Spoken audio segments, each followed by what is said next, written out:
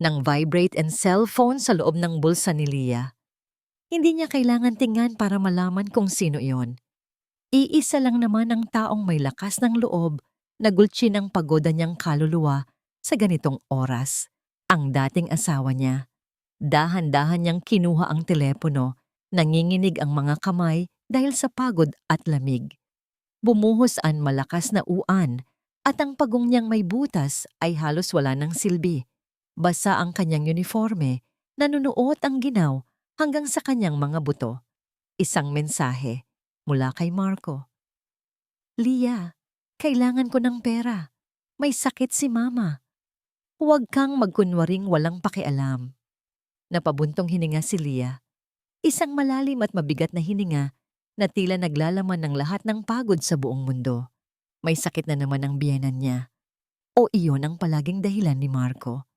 Ang pamilyar na kirot ay muling kumalat sa kanyang dibdib. Hindi galit, kundi pagod. Pagod na siyang masaktan, pagod na siyang umasa, pagod na siyang maging ang babaeng laging inaasahang magbigay kahit wasak na. Itinago niya ang cellphone. Hindi siya nag-reply. Ano pa bang sasabihin niya?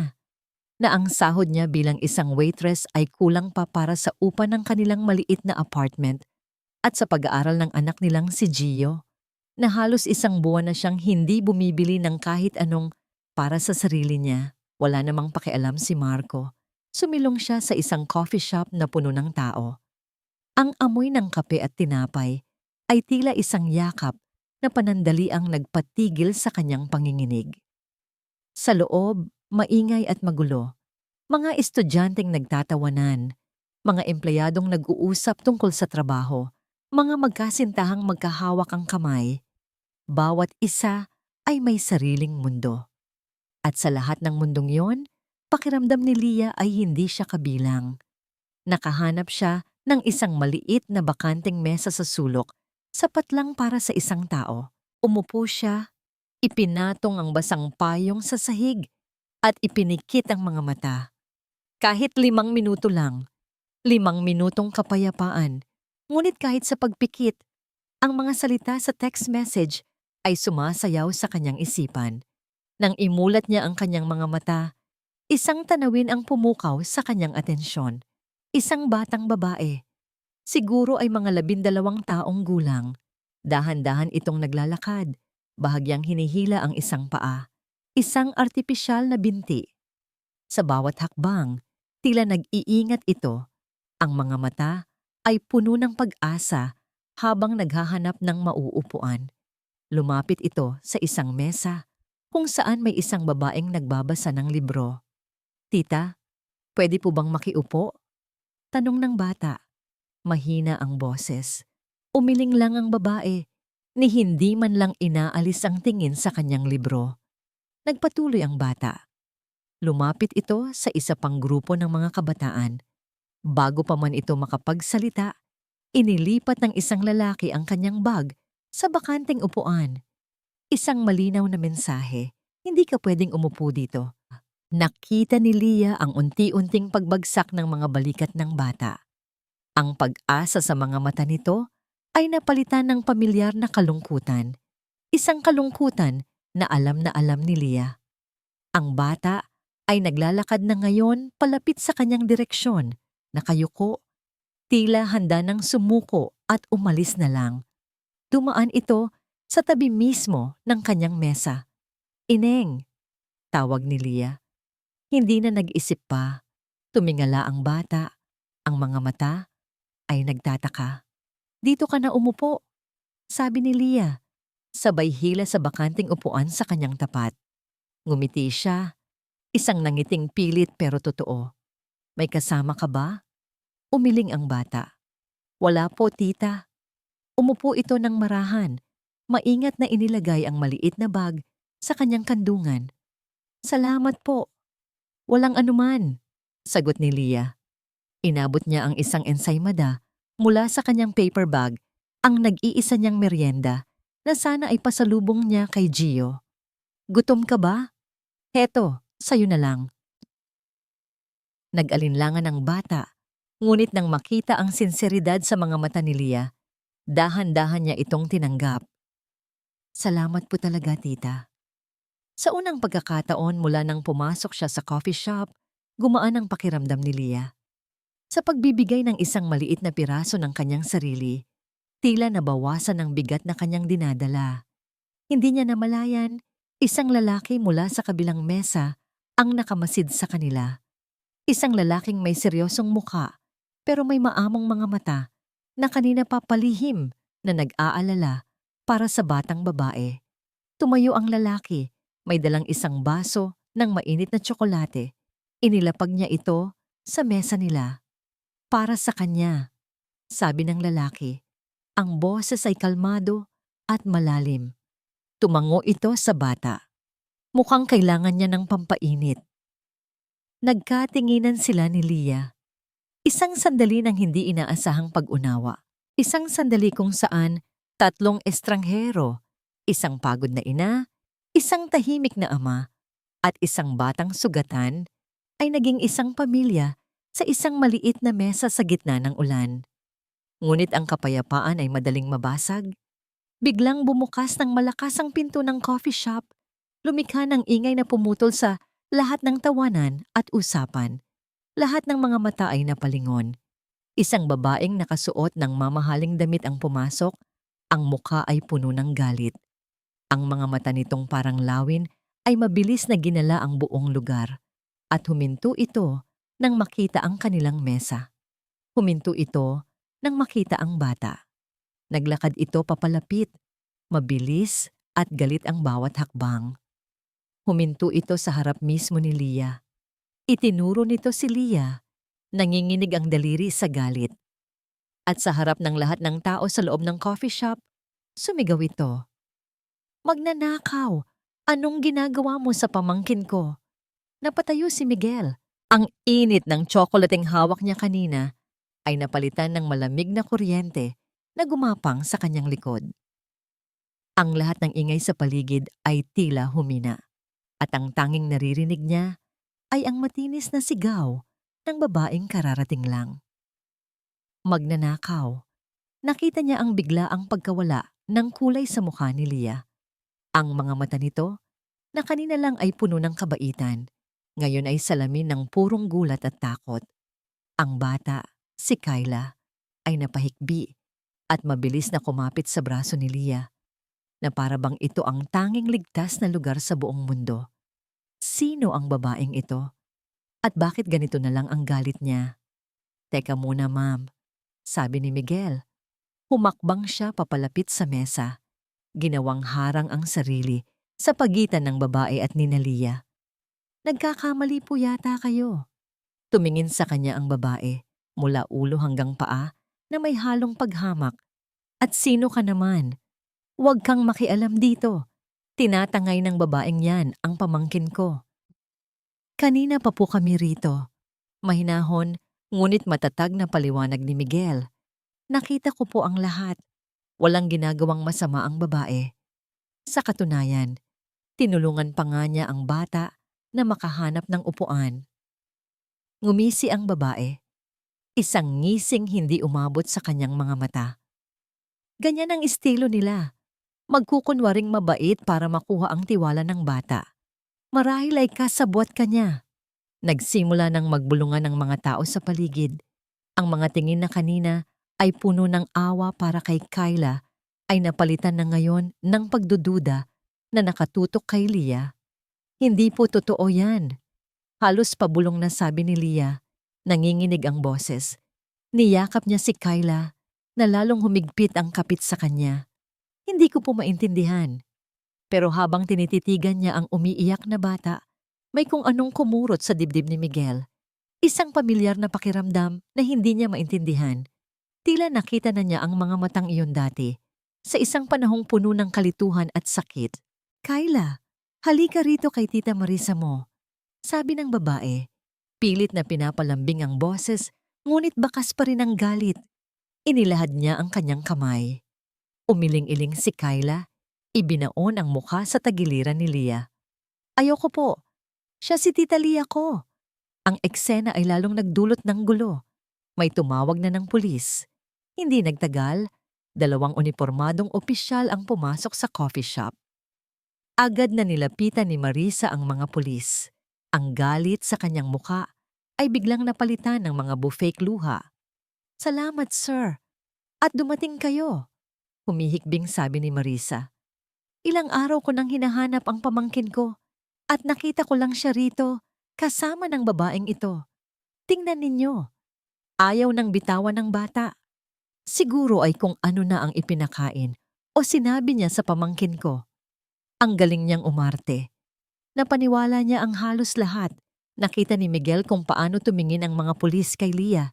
Isang babaeng pagod, basa ang damit. At ngayon ay mukhang suspek. Ma'am, kailangan niyo pong sumama sa presinto para magpaliwanag, sabi ng isang pulis kay Leah. Pero wala po akong ginagawang masama. Pagmamakaawa ni Leah. "Sasama ako," mabilis na sabi ni Miguel. "Saksi ako. Sasabihin ko ang totoong nangyari." Tumingin sa kanya ang pulis. Pagkatapos ay kay Marisa. Sa huli, tumango ito. Mabilis ang mga sumunod na pangyayari. Sa presinto, ang maliwanag na ilaw at malamig na hangin ay mas nakapagpadagdag sa kaba ng lahat. Ipinasok si Leah sa isang maliit na silid para tanungin. Habang si Miguel ay nanatili sa labas, hindi mapakali. Si Kyla naman ay dinala sa isang hiwalay na lugar kasama ang isang social worker.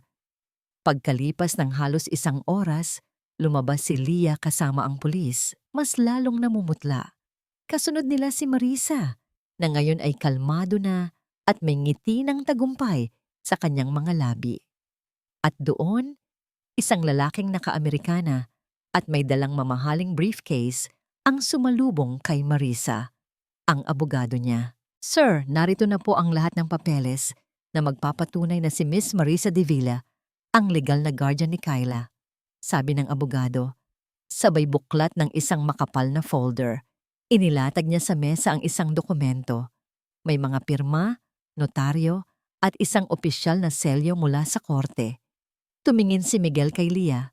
Nakita niya ang pagbagsak ng huling hibla ng pag-asa sa mga mata nito.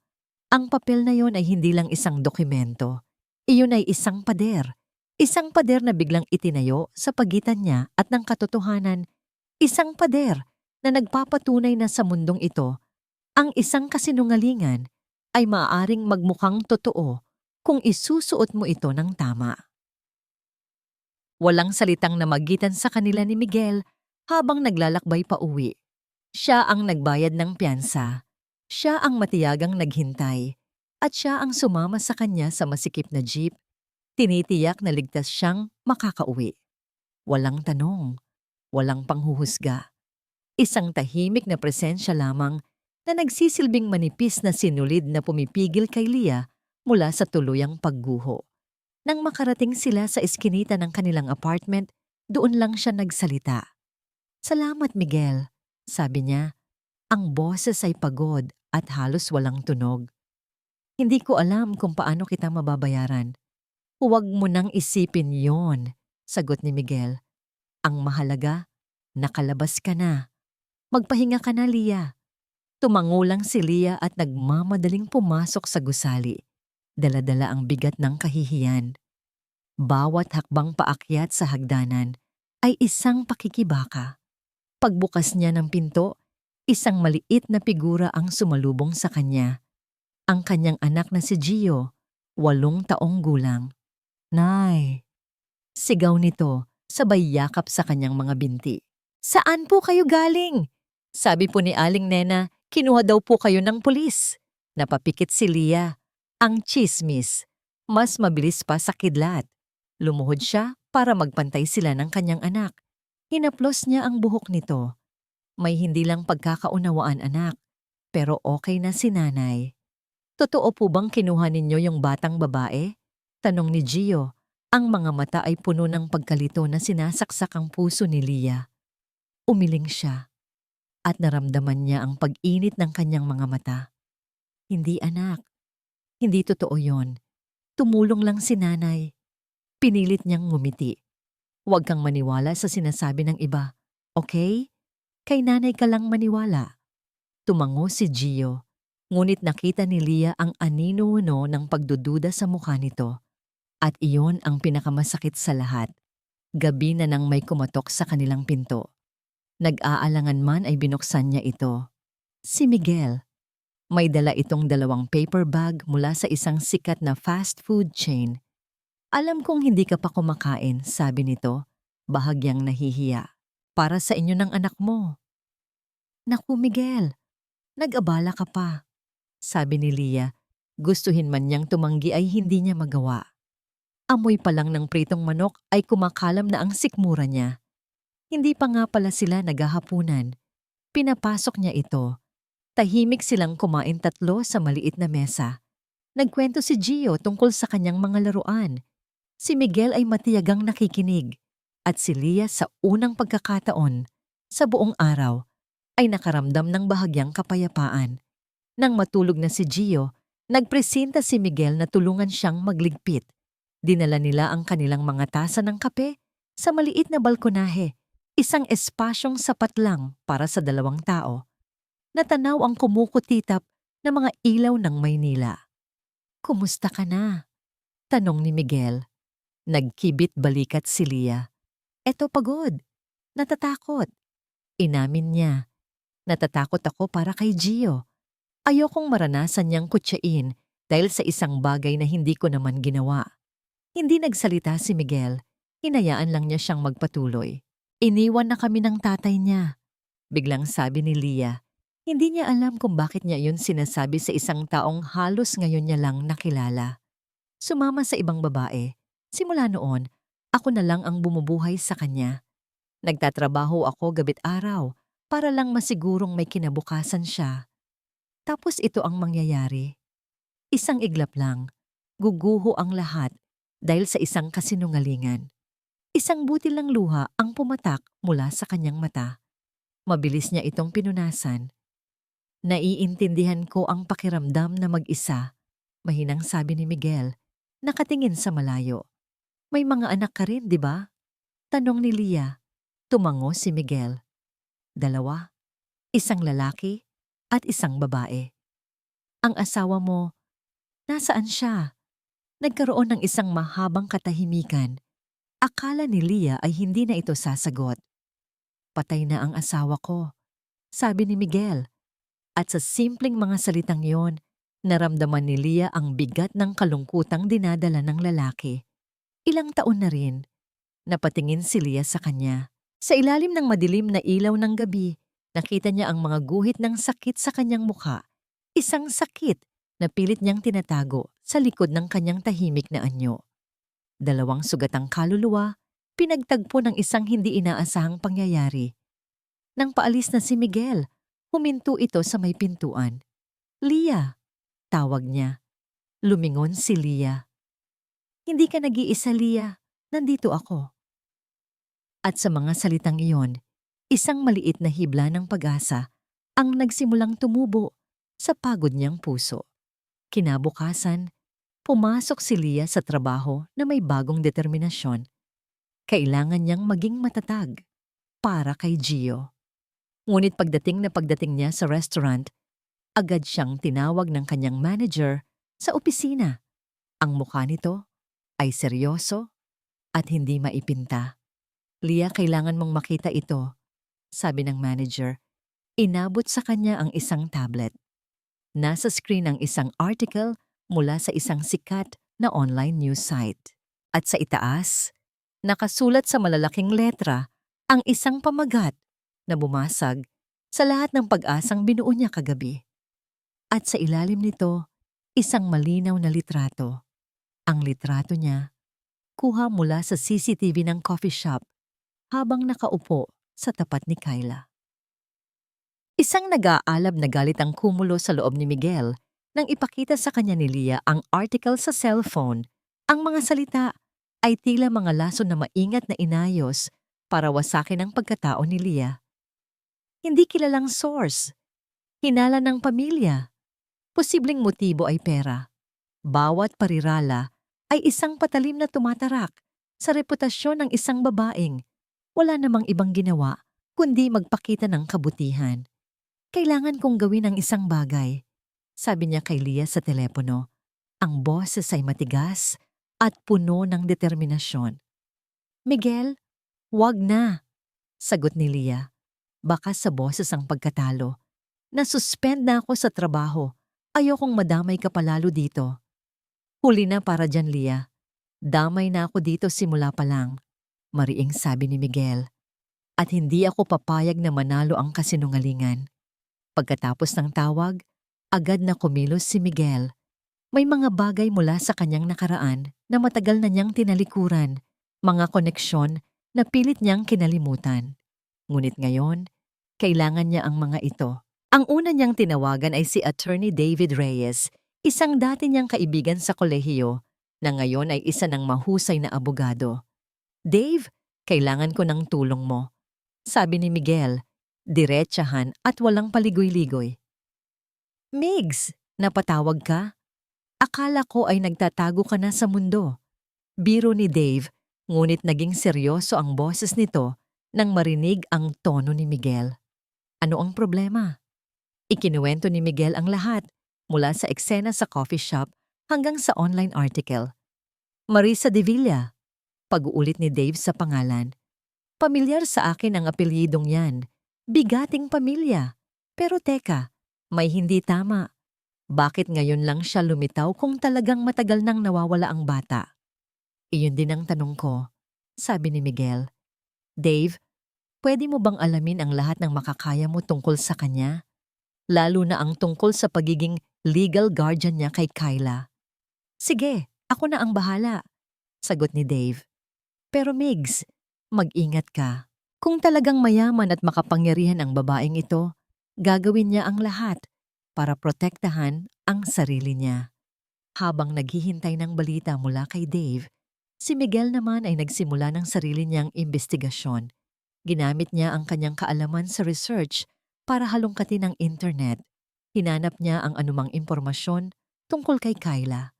At doon, sa isang lumang article mula sa isang lokal na pahayagan, nakita niya ito. Isang balita tungkol sa isang malagim na aksidente sa sasakyan sa isang probinsya sa Timog. 5 taon na ang nakalilipas. Isang mag-asawa ang namatay.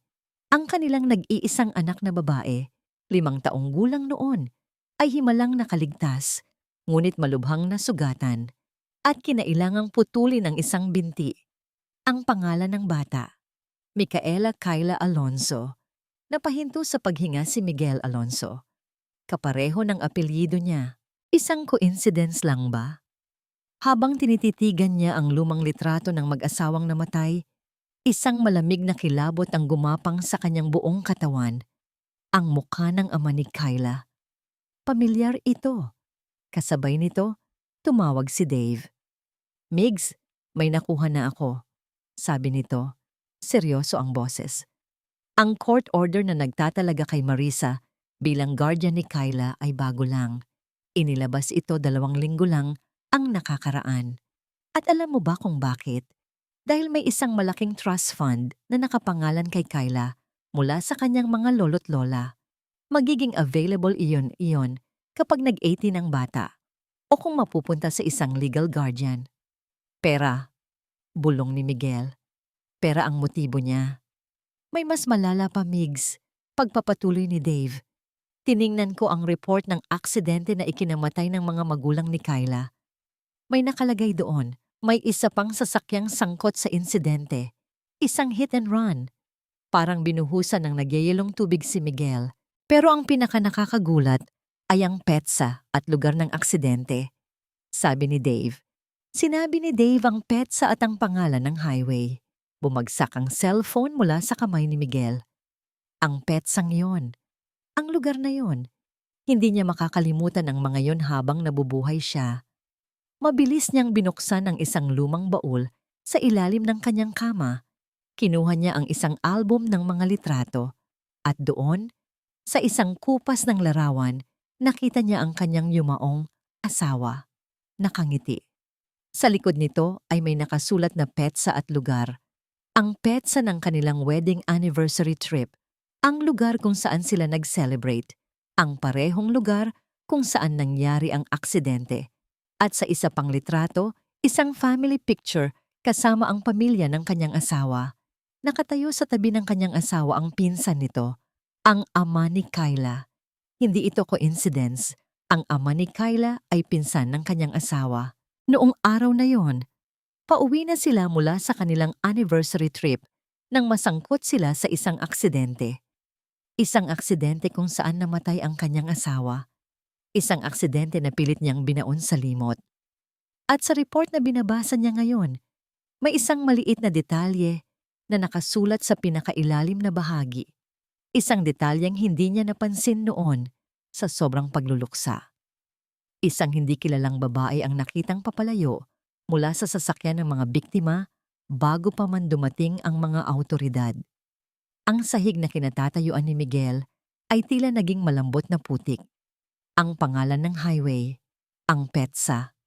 Ang mga salitang yon ay umalingaw-ngaw sa kanyang isipan. Paulit-ulit na parang sirang plaka. Binuksan nila ang isang pinto sa kanyang alaala. Isang pinto na pilit niyang isinara at ikinandado 5 taon na ang nakalipas.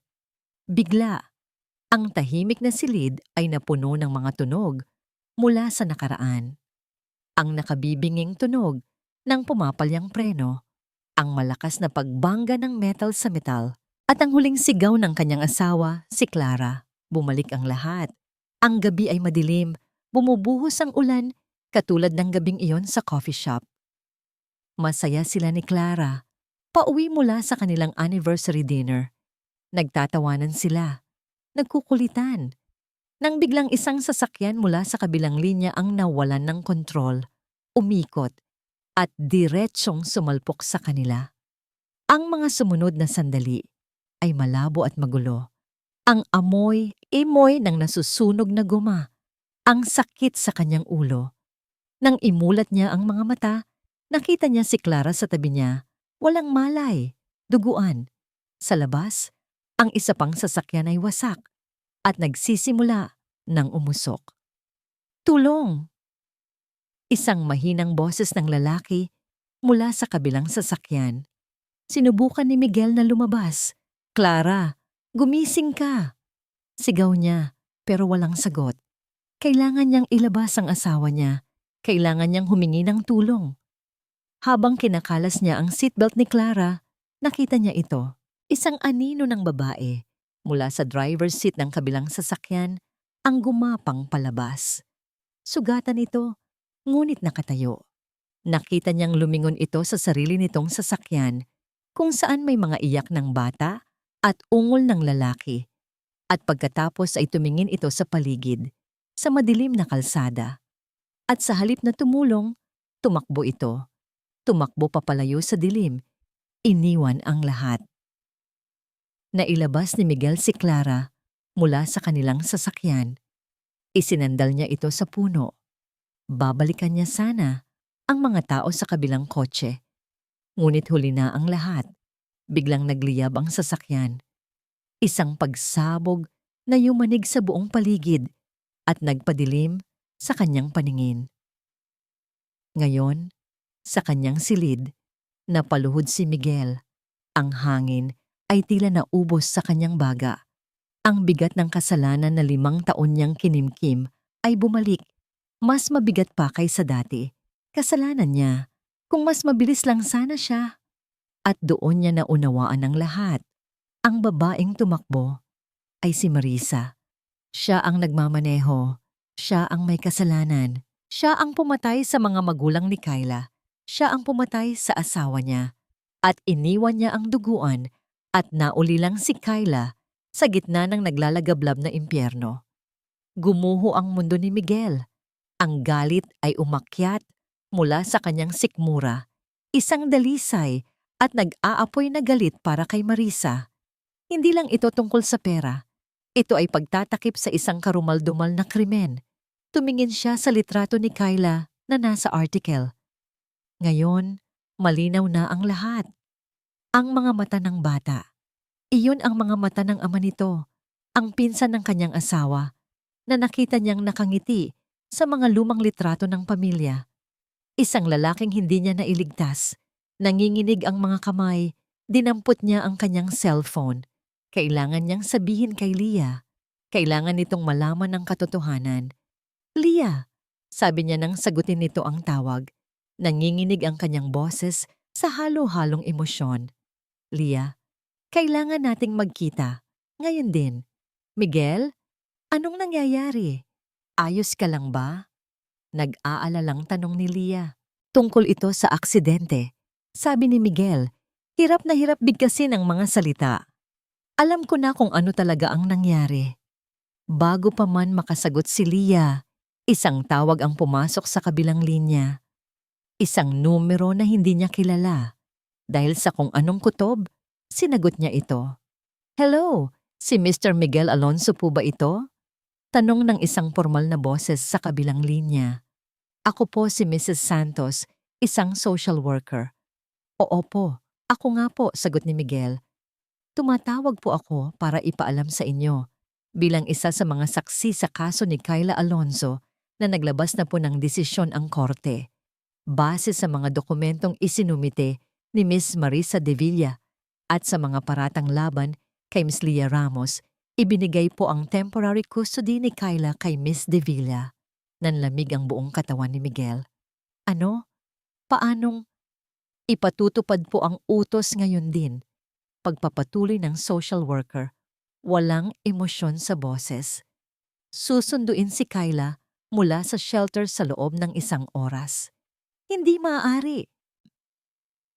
Sigaw ni Miguel sa telepono, ngunit huli na. Ibinaba na ng social worker ang tawag. Agad niyang tinawagan si Leah. Leah, kukunin na nila si Kyla. Sa shelter, ngayon na. Walang tanong, walang pag-aalinlangan.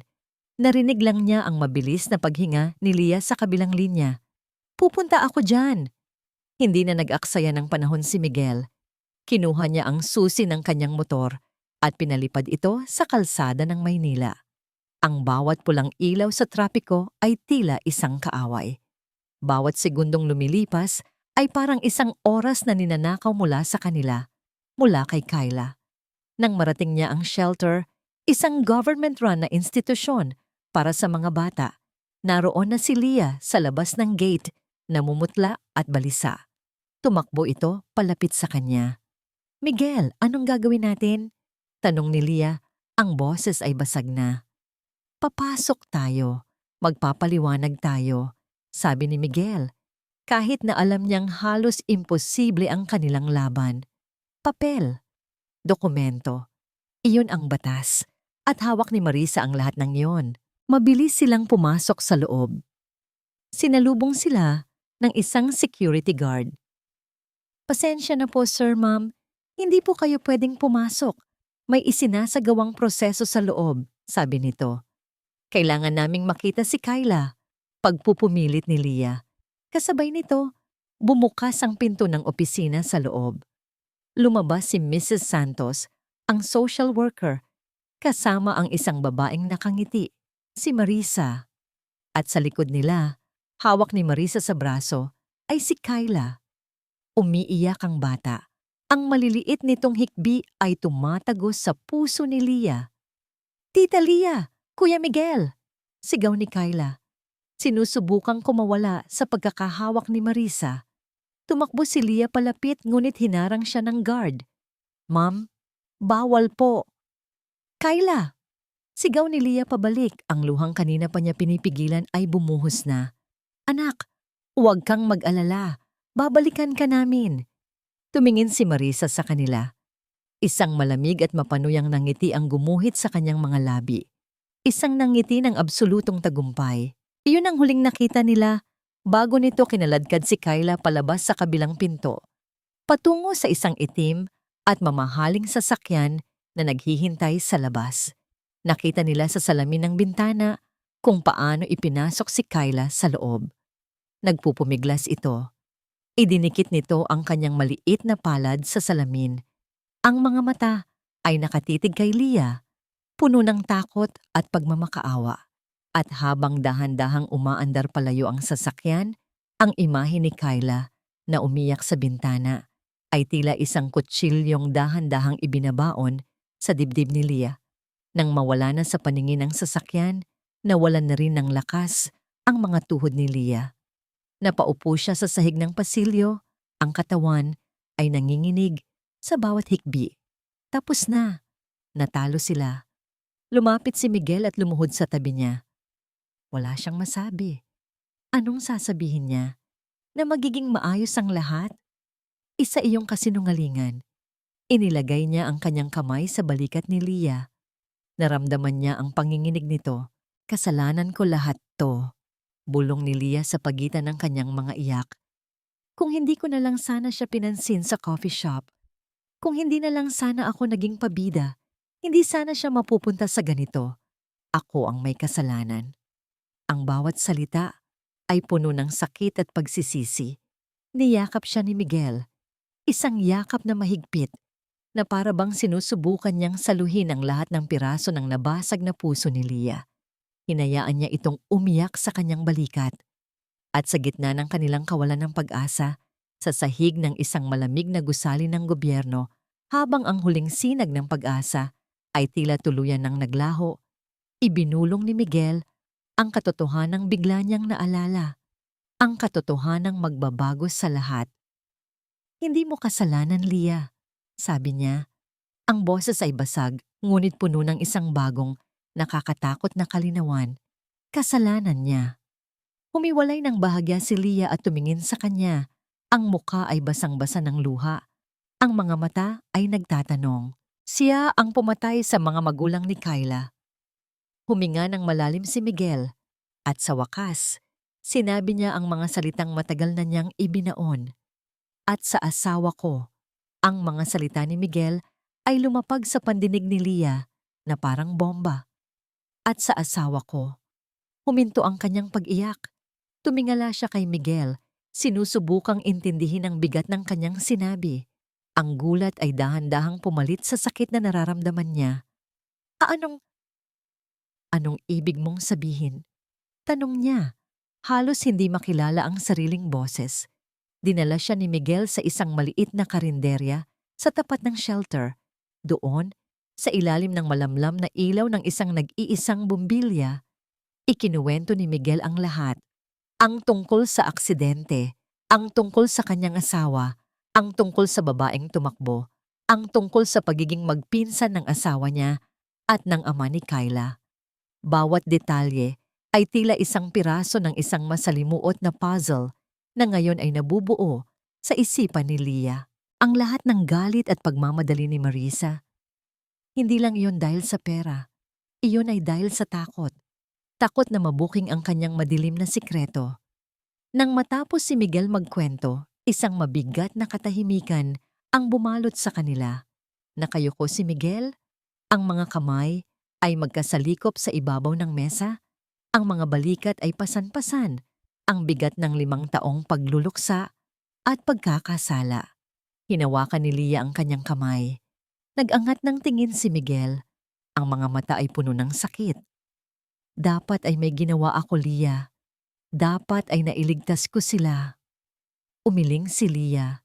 At sa pagkakataong ito, ang kanyang mga mata ay hindi na puno ng luha, kundi ng isang bagong tuklas na tapang. Ang sakit na nararamdaman niya para kay Kyla ay hindi nawala.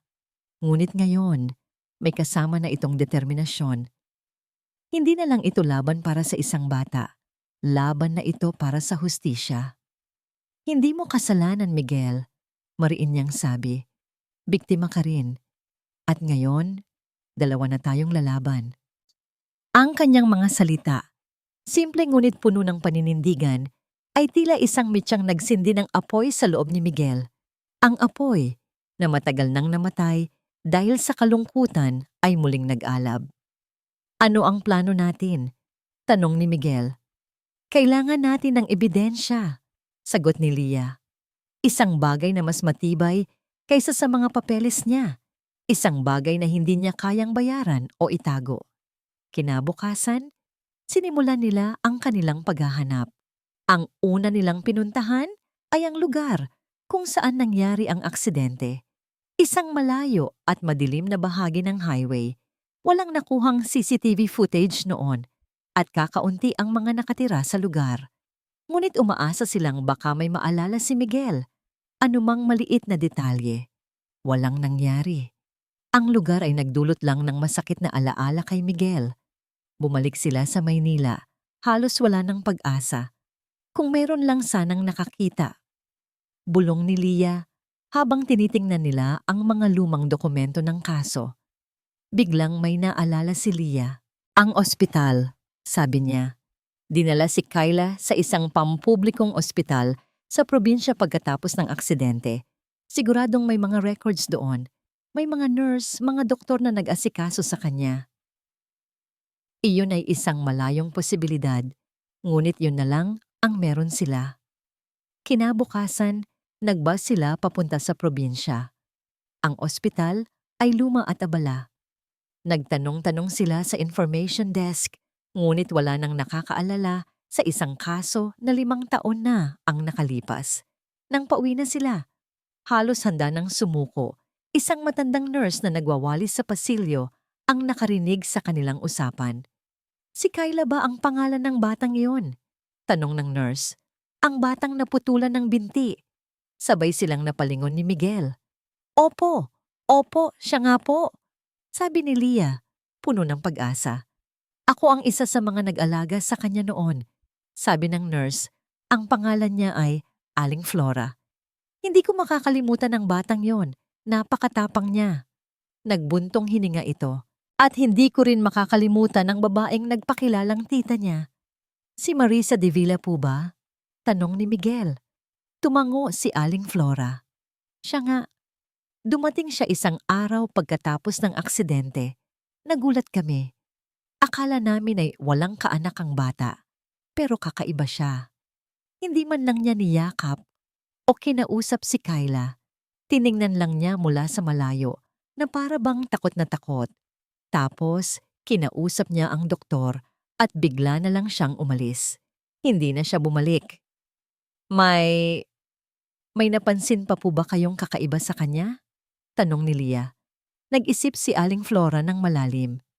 Meron. Noong paalis na siya, nagmamadali.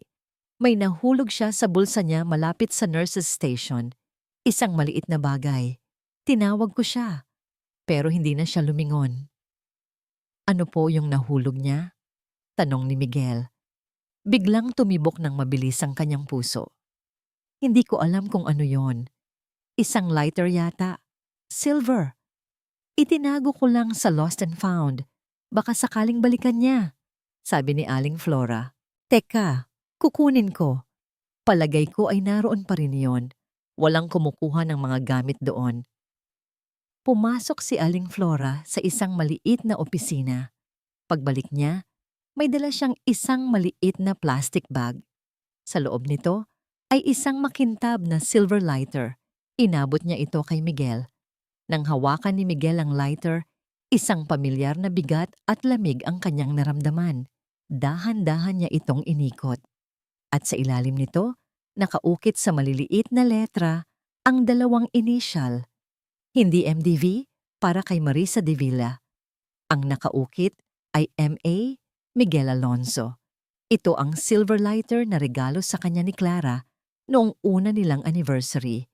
Ang lighter na laging nasa bulsa niya. Ang lighter na nawala sa kanya noong gabing iyon nang aksidente.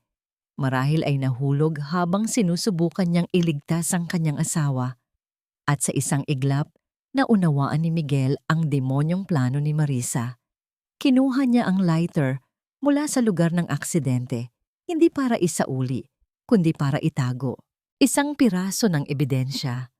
Isang alas na maaari niyang gamitin para idiin si Miguel kung sakaling may mag-imbestiga sa kanya. Hawak ni Miguel ang lighter na parang isang piraso ng nagbabagang bakal. Ito na yon, ang susi. Ang ebidensyang magdidiin kay Marisa at magpapalaya kay Kyla. Hindi sila nagsayang ng oras. Sa tulong ni Attorney Dave, agad silang humiling ng isang case conference sa tanggapan ng Department of Social Welfare and Development. Naroon dapat si Marisa bilang legal guardian. Naroon din dapat ang social worker na humahawak sa kaso. At sa pakiusap ni Dave, Nagpadala rin sila ng imbitasyon sa 2 imbestigador ng pulisya. Ang silid ng komperensya ay malamig at formal. Nakaupo si Marisa sa kabilang dulo ng mahabang mesa, katabi ang kanyang abogado. Ang kanyang mukha ay kalmado at kampante, tila hindi nababahala sa biglaang pagpupulong.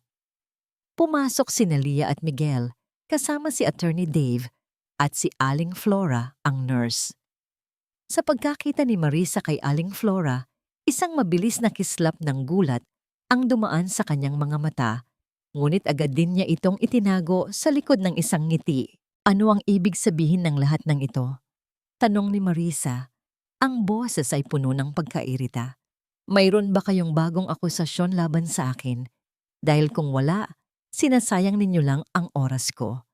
Tumayo si Miguel. Ang lahat ng kaba niya ay nawala. Napalitan ng isang malamig at matatag na determinasyon. Hindi ito tungkol sa mga bagong akusasyon, Marisa, sabi ni Miguel. Ito ay tungkol sa mga lumang kasalanan. Tumingin siya sa mga pulis. Mga sir, 5 taon na ang nakalipas. May isang aksidenteng nangyari sa Southern Luzon Expressway. Isang aksidenteng ikinamatay ng 3 tao. Ang mag-asawang Alonso at ang asawa ko, si Clara Alonso. Nagsimulang mamutla si Marisa. Ayon sa investigasyon noon, hit and run ang nangyari. May isang sasakyang nawalan ng kontrol at bumangga sa sasakyan ng pamilya Alonso. Pagpapatuloy ni Miguel, ang boses ay hindi nanginginig. Ngunit ang totoo, iisang sasakyan lang ang may kasalanan. Ang sasakyang minamaneho ni Marisa de Villa, siya ang nawalan ng kontrol at ang sasakyang binangga niya ay ang sasakyan namin. At pagkatapos, sa lakas ng impact, tumama rin kami sa sasakyan ng mga magulang ni Kyla. That's a lie! Isang malaking kasinungalingan! Sigaw ni Marisa na patayo. Wala kang ebidensya. Pagkatapos ng aksidente, hindi pinansin ni Miguel ang kanyang pagsigaw. Habang ang lahat ay sugatan at naghihingalo, may isang babaeng gumapang palabas mula sa driver's seat. At sa halip na tumulong, tumakbo siya palayo sa dilim. Iniwan niya ang kanyang mga biktima para mamatay. Iniwan niya ang sarili niyang duguan at 5 taong gulang na pamangkin. Gawa-gawa mo lang ang lahat ng yan, sabi ng abogado ni Marisa. Saan ang pruweba mo? Iyon ang hudyat. Dahan-dahang inilapag ni Miguel ang silver lighter sa ibabaw ng mesa. Umikot ito at huminto. Nakatutok kay Marisa. Ito, sabi ni Miguel. Nawala ko ito sa lugar ng aksidente at nahanap ito ni Aling Flora sa pag-aari mo nang pumunta ka sa ospital para tingnan kung buhay pa ba ang tanging saksi sa krimen mo. Tumayo si Aling Flora. Kinukumpirma ko po. Nahulog po iyan mula sa bulsa ni Ma'am Marisa. Nakita ko po. Nagsimulang manginig ang mga kamay ni Marisa. Hindi totoo yan. Peke yan. Itinanim niyo lang yan. Sinubukan niyang lumingon sa kanyang abogado para humingi ng tulong, ngunit kahit ito ay tila naguguluhan na. At kung kailangan niyo pa ng patunay, idinagdag ni Attorney Dave. Nakahanda pong magbigay ng sinumpaang salaysay si Aling Flora. Kasabay nito, pumasok ang isang social worker sa silid kasama si Kyla. Napag-usapan na nila ito. Kailangang marinig ang boses ng bata. Nang makita ni Kyla si Marisa, agad itong nagtago sa likod ng social worker. Ang takot sa kanyang mga mata ay hindi maikakaila.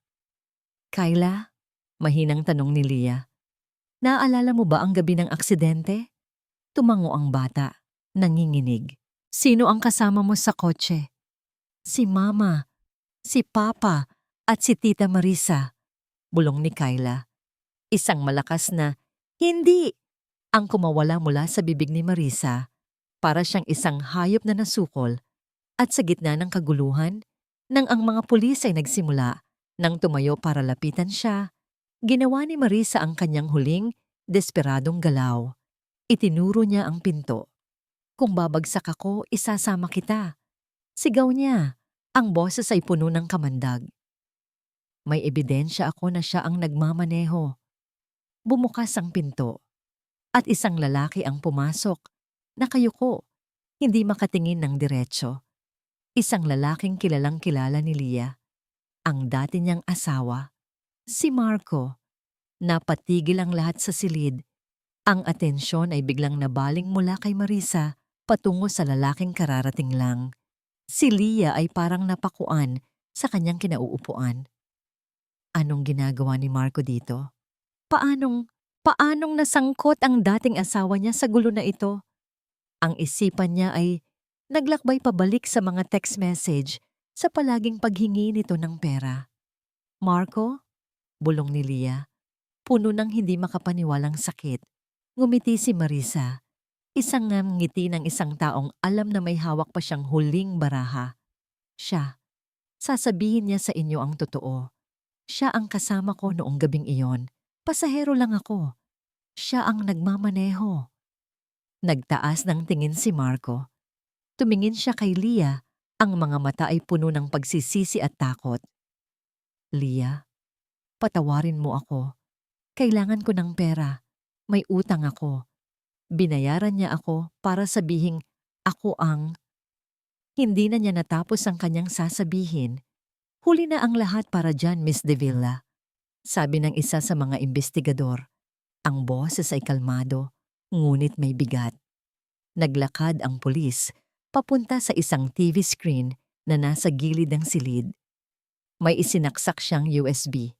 Habang nag-iimbestiga kami base sa mga bagong impormasyon mula kay Mr. Alonzo, muli naming siniyasat ang lahat ng posibleng ebidensya. At sa tulong ng Cybercrime Division, na-recover namin ang isang corrupted file mula sa dashcam ng isang truck na dumaan sa lugar ilang segundo matapos ang aksidente. Pinindot niya ang play. Isang maulan at madilim na kuha ang lumabas sa screen. Malabo, pero sapat na para makita. Isang wasak na kotse.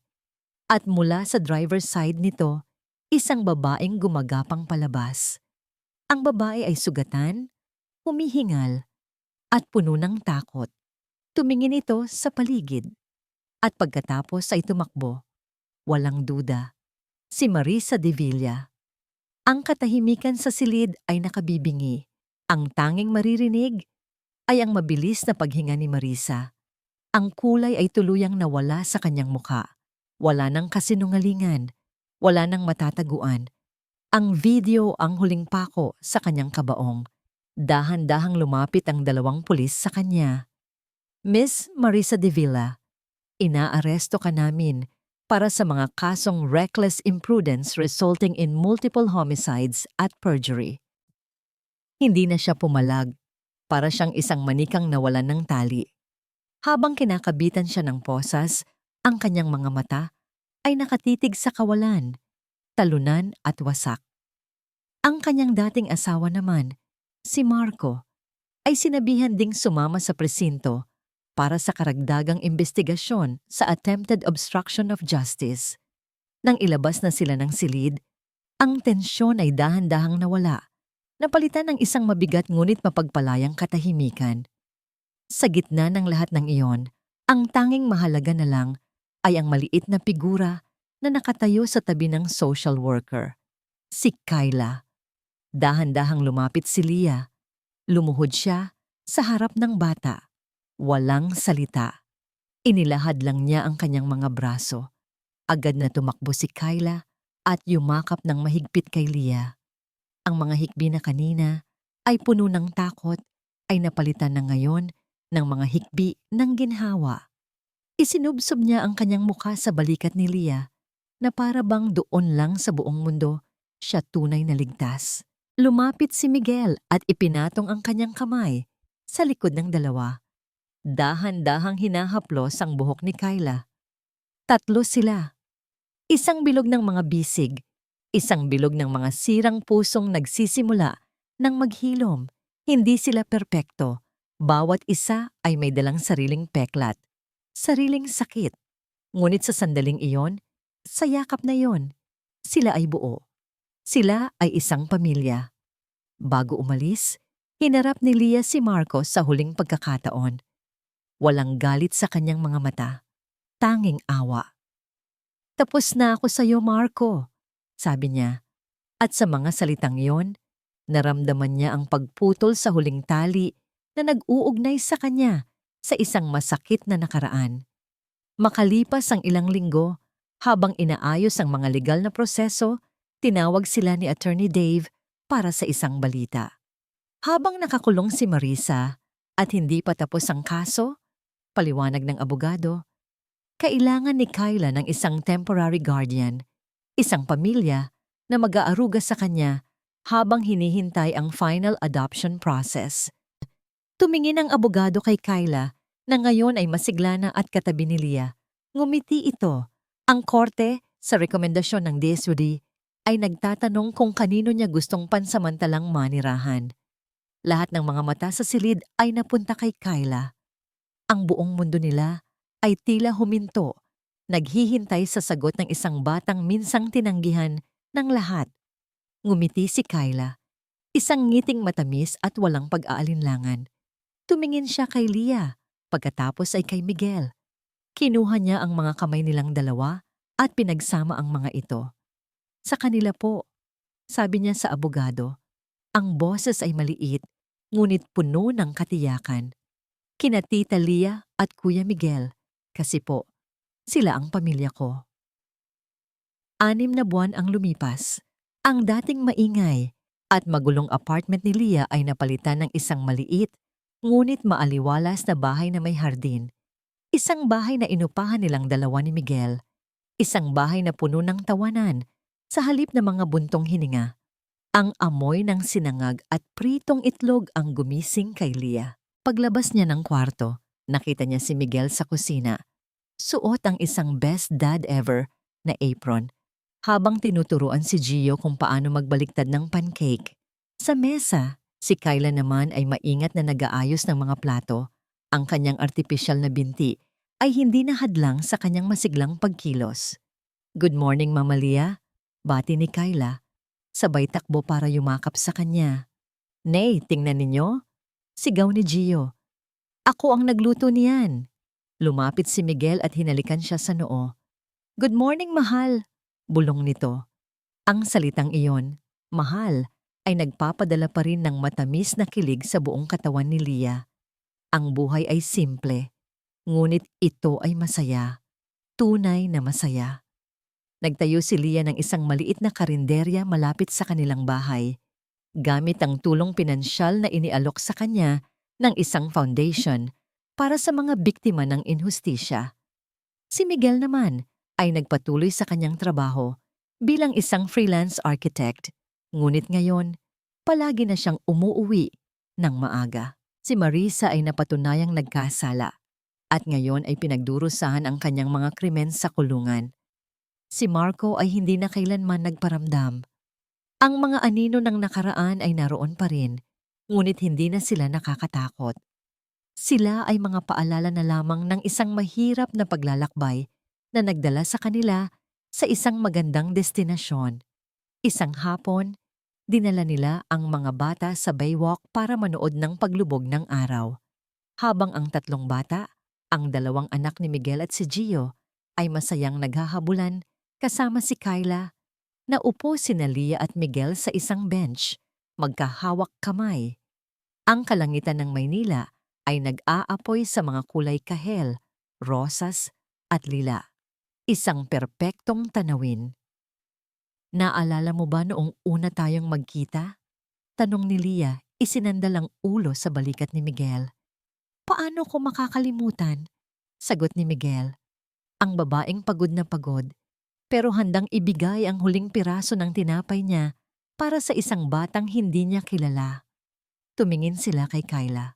Tumatawa ito ng malakas habang sinusubukang habulin ang mga kapatid-kapatidan niya. Wala nang bakas ng kalungkutan sa mga mata nito, tanging liwanag at kagalakan. Kinuha ni Kyla mula sa kanyang bulsa ang isang piraso ng papel. Isa itong drawing.